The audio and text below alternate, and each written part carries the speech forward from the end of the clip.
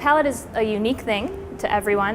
There's no two palates that are the same. It's everything you experience in your mouth, where the tannins hit you, whether it's in the front or on the sides, how fine they are. It's where the acid hits, it's how long, the viscosity of the wine or the body of the wine, the length of the wine, that's all part of the palate. So it's your unique individual experience of tasting wine.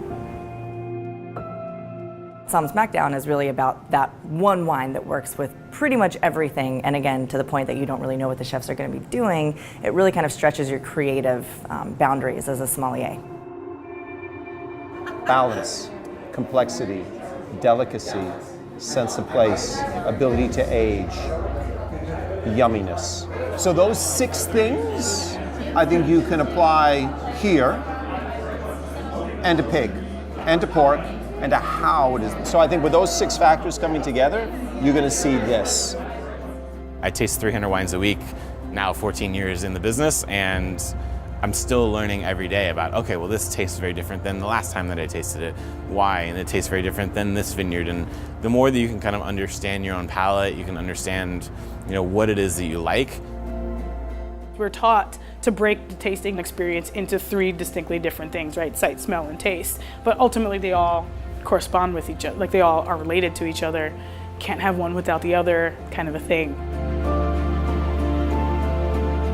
5 tastes that the tongue perceives. You get the sweet, savory, spice, bitter, and then the umami, of course. All different points of your tongue.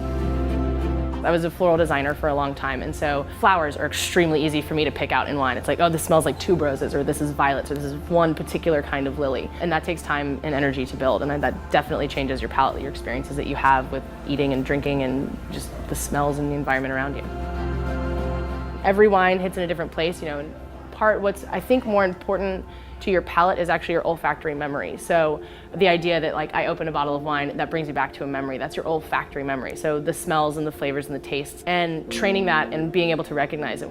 Taste everything. Taste, smell, anything that you can get your hands on, even if you shouldn't be putting it in your mouth, like soil, rocks when you're in a vineyard. Lick them a little bit. Drink a lot. I mean, not, necessarily at one time, right? Because palate fatigue is real. Tasting all the time. Tasting.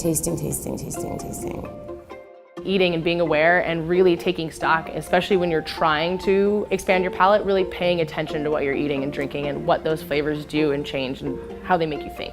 Once I started to be able to pick stuff out after training my palate to do so, then I was like, yes, this is possible.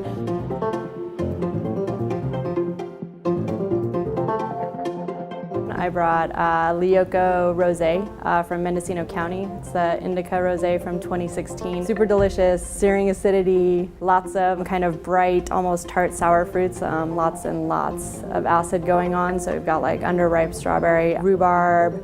There's tons of minerality, some citrus notes, as well as some really, really pretty kind of pickled watermelon rind notes in it too. And it's a dry rosé made exclusively from 100-year-old Carignan grapes.